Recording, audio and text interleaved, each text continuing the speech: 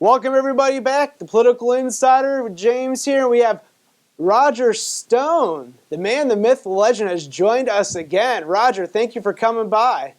I'm delighted to be here. Oh man, you're all over the news these days. I can't click on any news publication without seeing your name. It's a busy time for you right now. And I know you're making headlines across the board here, and I just want to get into it. I mean, the thing I saw yesterday, you talked to the Spectator, the U.S. edition of it, is that Trump might not be running for re-election in 2020. That was news to me. That was news to a lot of folks. What's the deal there? Well, I'm a little disappointed that the Spectator didn't put it in some context. What I said was, if the president continues to turbocharge the economy over the next 2 years, as he has over the previous 2 years, 4.2 million new jobs, record wage growth, African American and Hispanic unemployment at the lowest point in American history, unemployment at the lowest point in American history. If he succeeds in repelling the caravan and sealing our border, if he succeeds in renegotiating individual trade deals with individual countries instead of these huge multi-international one-size-fits-all trade deals, so that we and our trading partners mutually benefit, and it's not just one way, then I think he could rightfully not only walk away from the presidency, but go down as one of our greatest presidents, because the presidency has cost him $2 billion. Right. Unlike the Clintons, unlike the Obamas, billions out of being president. This is costing Donald Trump to serve his country. Right. He is subject to outrageous personal attacks and vituperation against him and his family. If he achieves as much in the next 2 years as he's already achieved in the first 2 years, he could legitimately say, I made America great again, and now I'm going to the golf course. Yeah. And he would go down as one of our greatest presidents. Yeah, I mean, I got to say, look, as you've documented and a lot of others have documented, you know, the media hatred against Trump is at an all-time high. Democrats hate him. They want they want to disembowel him and take him out of the White House by any means necessary. You know, he deals with a lot of stuff. And for a guy that, you know, was in the spotlight for a very long time, I don't know if he's probably doesn't like being trashed constantly, day in and day out. I mean, well, I also think that, you know, he's not somebody who needed to be president. In other words, I can point to our previous presidents, and this was their only goal. Their entire self-esteem was tied up in being elected president. Donald Trump didn't become president because he wanted a nicer house. He already had a nicer house. He didn't become president because he needed a bigger plane. He already had a bigger plane. He didn't become president because he wanted to be internationally known. He already was internationally known. Right. I go back to an interview that he gave, 20 years ago to Oprah Winfrey, maybe longer. And when she says, well, what about public office, Donald? Do you ever think you'd run for president? He said, no, I really don't think so. Yeah. Unless things get so bad that I have no choice. And that's where we are today. He ran not to be someone, he ran to do something. Right. Kind of like Ronald Reagan. And that's why I think that he could walk away from it. We as Republicans, we as Trump supporters better pray that he does run for re-election. Yeah. All I was saying is, if he's successful in implementing his reform agenda, I could see him walking away. So hypothetically, he gets what he wants done. He builds the wall, improves the economy, renegotiates all his trade deals and everything. He gets done what he wants to get done, what he said he wants to get done for 30 years or whatever. He walks away. Mike Pence, I guess he's kind of the heir apparent. He steps up. Does he have a chance in 2020? Well, first of all, I don't accept that he's the heir apparent. He's the Gerald Ford of the Republican Party. The Trump movement is much bigger than the Republican Party. Sure. I'm convinced that a candidate would emerge who more closely reflects the Trump agenda. I mean, I have nothing against Mike Pence. He's a Mitch McConnell, Paul Ryan establishment Republican who likes the status quo. He does not have the boldness of Donald Trump. He does not have the courage of Donald Trump. And frankly, understanding the role of vice president, the role that Richard Nixon played for Dwight Eisenhower, the role that Spiro Agnew played for Richard Nixon, the role that Walter Mondale played for Jimmy Carter. Where is Mike Pence's spirited defense of Donald Trump, who's under constant attack? You almost never, ever see it. And I really think that's the role of the vice president. It's what George H.W. Bush did for Ronald Reagan. It's to take the more partisan attack, and to take on the president's detractors. And quite frankly, Mike Pence has not done that. Right. Well, you see Joe Biden doing it for Obama all the time, threatening to beat up Trump. And, he's plays a big, tough guy on TV, and then Trump, hits him back on Twitter, and he instantly apologizes. So it's kind of interesting. In every race he's had, Joe Biden has threatened to beat up his opponent. And what Joe doesn't understand is that he's a 145-pound intellectual and physical weakling. One punch from Donald Trump, who's probably got 60 pounds on him at least, maybe more, and Joe would go down hard. Yeah, so, hard and fast, crying all the way, as Trump says. I really hope Joe Biden runs, because the hypocrisy of Joe Biden and his tendency to put his hands on other people's children, which is just creepy, I think would become very prominently known. So, okay, 2020, Mike Pence, maybe not. Who do you think instead? Who has this kind of bold dynamism that would kind of take up the Trump mantle? Do you see anybody out there? Well, I would be looking at someone like Donald Trump, a business person, somebody who's independently wealthy, somebody who is a patriot, somebody who understands how to create jobs, how to create wealth, how to keep the economic recovery started by Donald Trump going and getting even stronger. I'm convinced that such a person exists. I don't think we know their name yet, but I think someone will emerge. It won't be a governor. Okay. It won't be a senator. It won't be a politician. See, that's the beauty of Donald Trump's election. I think he's changed the rules. Yeah, for sure. The only qualifier to be president now is being well known or having the resources to become well known. Yes. So, John Kasich, just a message, it's not going to be you. Yeah. Okay, all right. Well, we'll see what happens in 2020, but I want to get to the big thing going on right now. That's all over the news. Real quick. So, last time you were with us, you talked about one of the indictments possibly coming from the Mueller team is Donald Trump Jr. Now, there was an article in I think Vanity Fair or Variety or something about a month or so back saying that, he is scared that an indictment might be coming.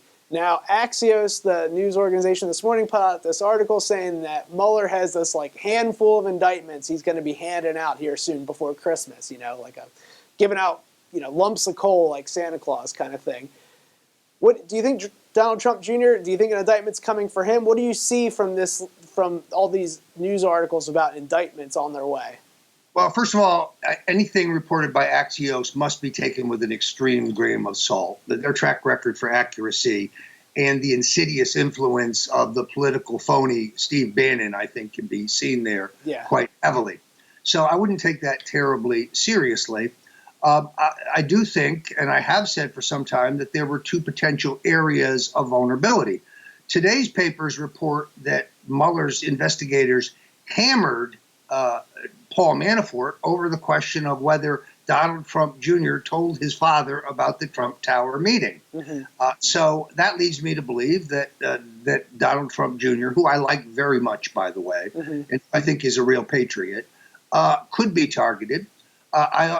If not for that, obviously we've seen this before, as in the case of General Flynn, for allegedly lying to the investigators, what Dr. Jerry Corsi's in trouble for right now.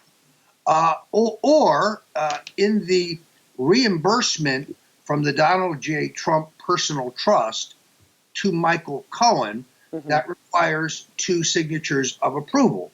One of them, of course, would be Alan Weisselberg, the CFO of the Trump Organization, who has already become a cooperating witness for Mr. Mueller. But the other one has to be either Donald Trump Jr. or Eric Trump. So if you're making a case that payment was a violation of federal election law regulations, which I argue about, by the way, I'm not sure it's true, but if that is Mueller's argument, then he could conceivably be in trouble for that. I thought this was about Russian collusion.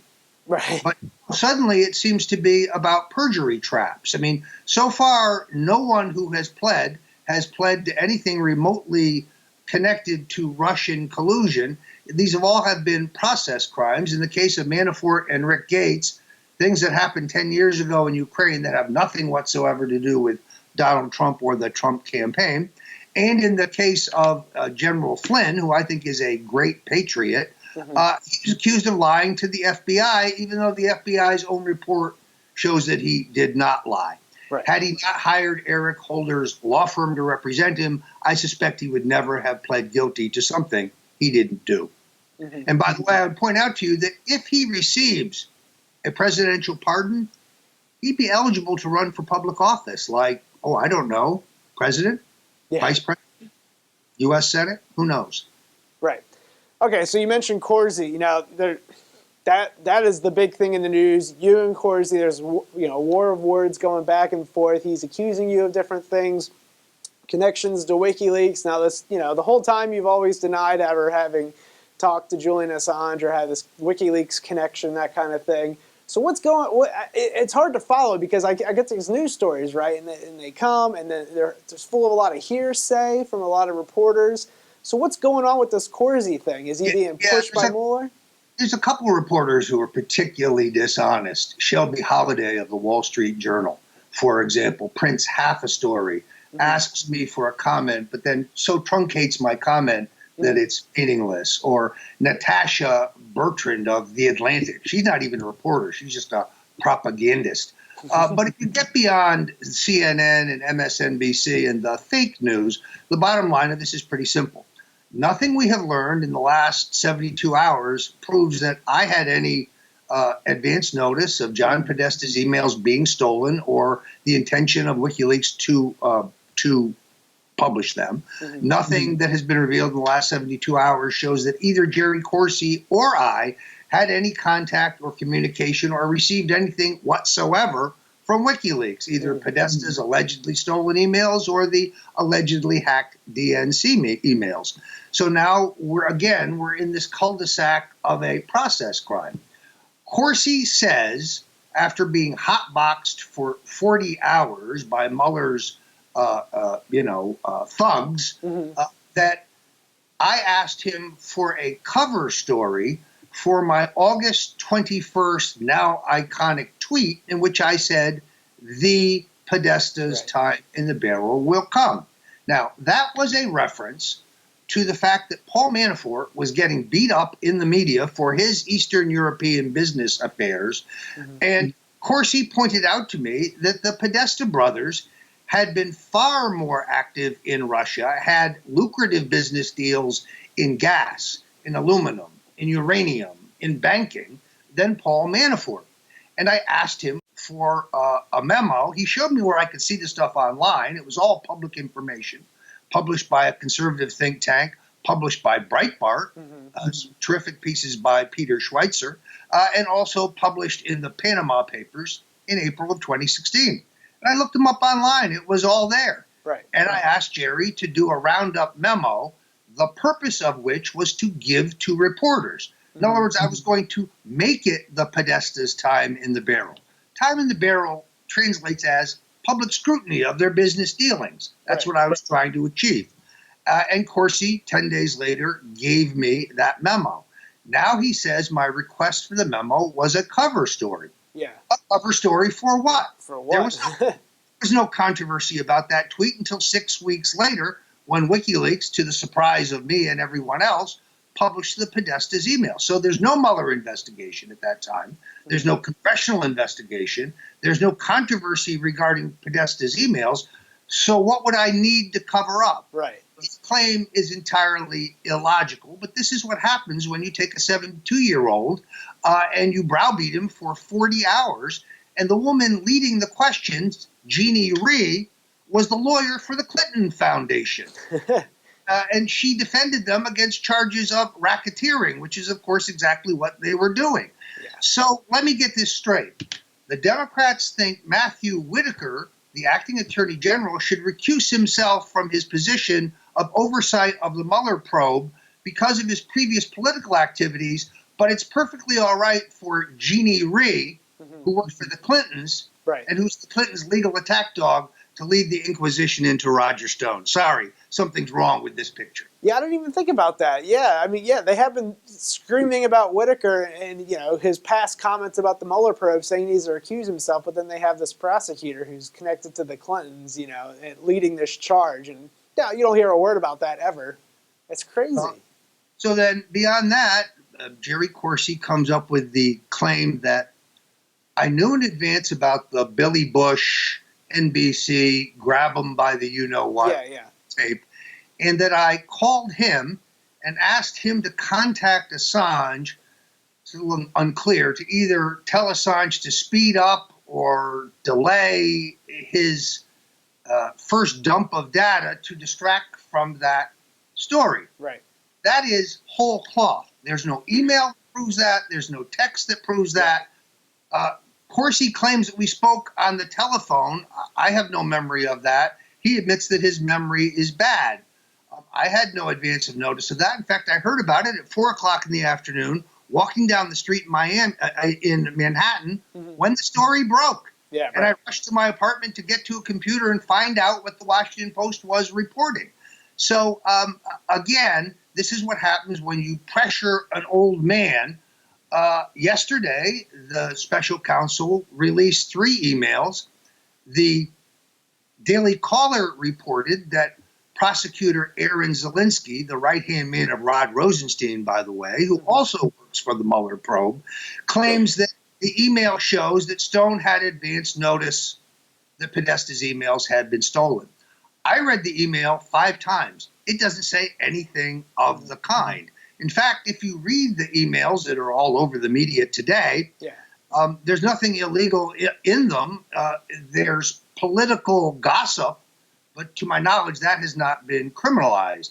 So the only thing that's problematic regarding these emails is the fact that Jerry Corsi tried to erase them and got caught and then lied about them. But there's nothing in the emails that demonstrates that I had advance notice of the source or the content of any of the WikiLeaks disclosures. Wow. Insanity. Well, so one of the things that you mentioned I wanted to talk about, you mentioned Manafort, the whole Guardian story about Manafort meeting with Assange in the Ecuadorian embassy in London that came out, I think, yesterday or the day before. And now, you know, Guardians got caught at stealth editing the article a little bit, tempering the language, and now there's all sorts of questions about the veracity of this article. What's your take on it? Did this even happen? Is it even possible for it to have happened and nobody have known about it until just now? The Guardian is kind of up there with Axios in terms of credibility, so I would not put a lot of stock in what they have written.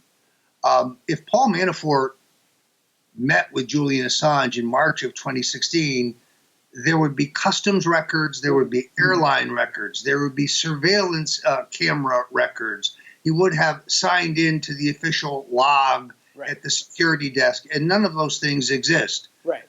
So if he met with Julian Assange, which would really surprise me, he certainly never said anything to me about it. In fact, Manafort and I only discussed WikiLeaks and its potential impact in the race long after he had left the campaign. So I think it is false. I think it is just thrown up there to try to buy Mr. Mueller more time. The reports of Manafort meeting Assange much earlier pertaining to business he was doing in Ukraine, I have no idea, but I think it unlikely.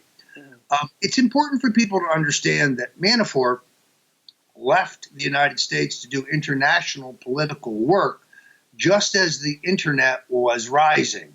So when he came back into American politics, he thought CBS was still important.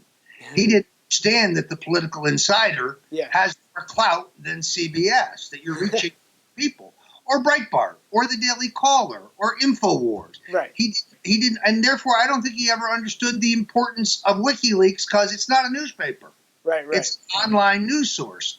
And therefore, I think the Guardian story is just completely false. Yeah, it kind of beggars belief that, he'd be able to waltz into one of the most surveilled embassies in the world because of, who's housed there and not actually be seen. So it's crazy. But, all right, real quick, Mueller, What do you see happening with the Mueller investigation? Alan Dershowitz, the famous Harvard guy, says that it's going to be devastating for Trump politically, not necessarily legally.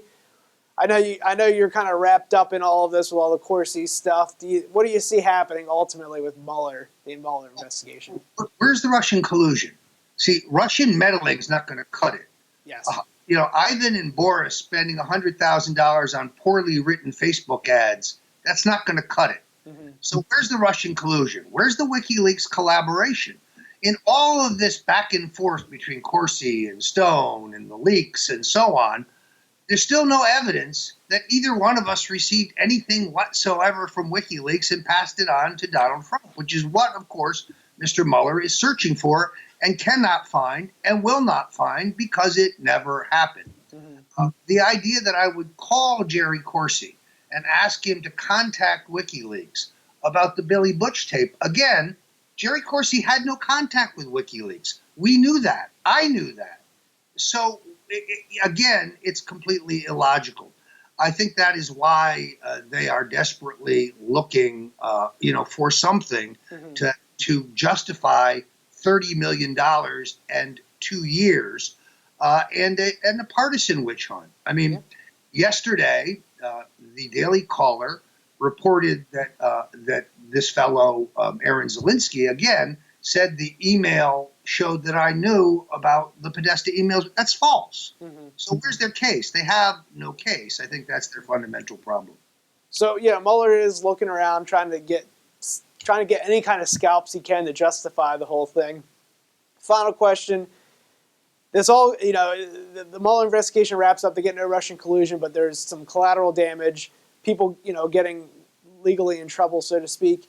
Do you think President Trump would actually pardon anybody like Manafort or anybody at the end of the day when it's all wrapped up? Just, Trump's a guy that holds a grudge. Do you think there's any chance of that? I have no particular insight to it. I've written a number of op-eds in which I advocate a pardon for Julian Assange because I don't understand why you would prosecute a journalist for publishing classified information when the New York Times and the Washington Post and the Wall Street Journal do it all the time. All the time. That's what journalists do.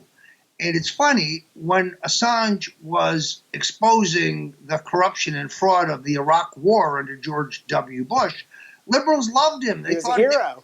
They were giving him awards. They thought he was a great American. Right. Recently, you had this movie, The Post, celebrating the Washington Post's decision to publish the classified information in the Pentagon Papers surrounding the origins of the Vietnam War. Again, celebrating. But when Julian Assange does the same thing, he's a criminal, he works for the Russians, that's unproven at a minimum, and he must be prosecuted.